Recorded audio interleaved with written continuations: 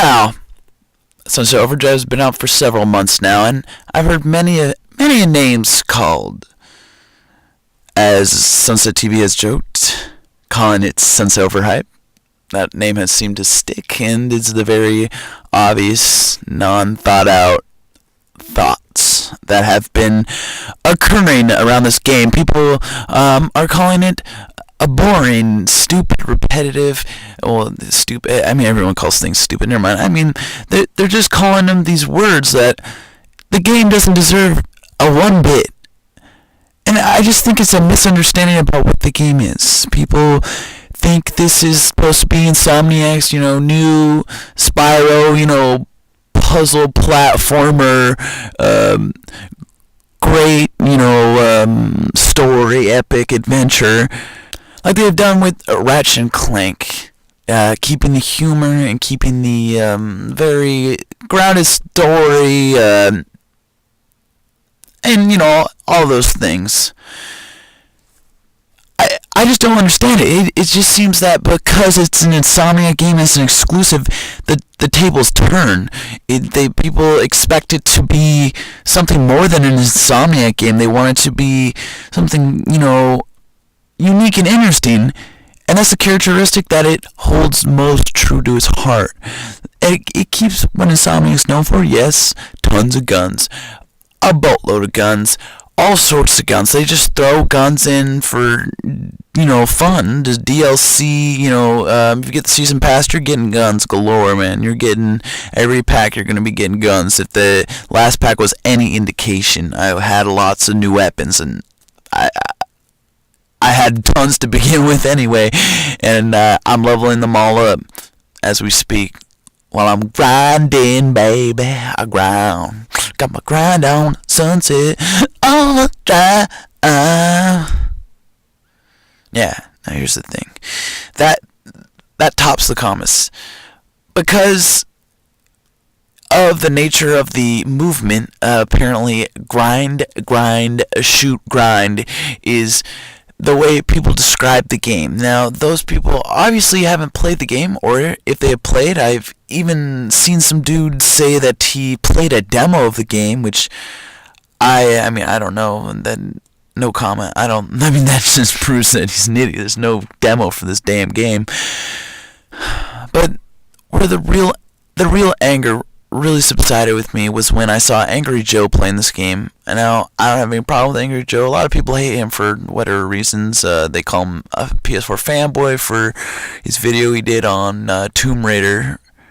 Even though, yeah, he did one on Street Fighter as well. I don't know, it just got on my nerves. He was live streaming with his friend Joe, and they were roaming around Sunset, and they only played for 2 hours, and they were mainly staying on the ground. They would grind once in a while. They didn't really use anything. Their abilities, they weren't upgrading things. They didn't really understand anything, and they were talking about how boring it was, how stupid it was, how repetitive it was, and they're like, and they're joking around about it, how just about the game and its mechanics, apparently, because they didn't fully understand it, but they thought that's what it was. Because the preconceived notion was that this game is repetitive, and that's what it leads you on to believe. But after you get the movement down, the air boost, the water slides, and with the DLC, even the it's like a double jump through the water, and you can even the water also helps you move faster. On top of that, you can do more with the water, so you can get across it faster and combo your moves together. Now, the plot, yes, is very simple, very thin, but it's damn funny. It is always funny. It has very, very clever, well-written parts that some idiot didn't write. A smart man or woman did, and it shows. It's just graphically, it looks great. Looks like it deserves its place on the Xbox One. The multiplayer, it has its moments. If you have friends to play it with, I would highly recommend doing so. Just the people think they have spoken. They think that this game should be shunned. They claim that it sold jack shit. Now, I can't back any of that up. And yes, I can see how you can see this game is repetitive, but just give the little guy a chance. Give him a chance. These developers deserve such a chance. They make quality games that aren't broken, that entertain new ideas and thoughts, and show you a world that you would never see before without being introduced to it. Yes, it's an Xbox exclusive. Maybe you don't have the system, but either way, you should go over to a friend's house, play his Xbox, try it out. You'll be glad you did. Just give it. Now, that's the thing. It has a steep learning curve, even though the difficulty isn't really, all the highest in the world. I mean, I'd say it took me at least 3-4 hours just to get all the moves down. And, because they don't give you the air boost until, a good couple hours in. So, it's just one of those games after you get past that point, and it's not even a struggle to get past that point, and you still have fun just normal grinding, wall running, and all that stuff. But after you get past that and you have your powers and you spent your points and whatnot, got all your amps, you'll start to feel you'll be able to mix and match abilities with weapons.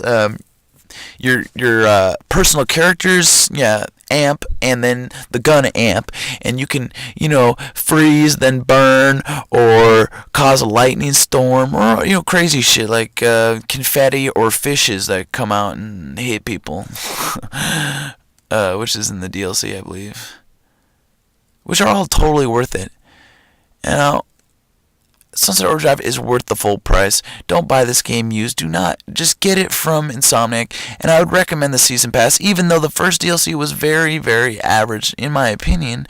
But it did, it added, it just felt like a good addition to the single player. It's 2 hours, 3 hours max.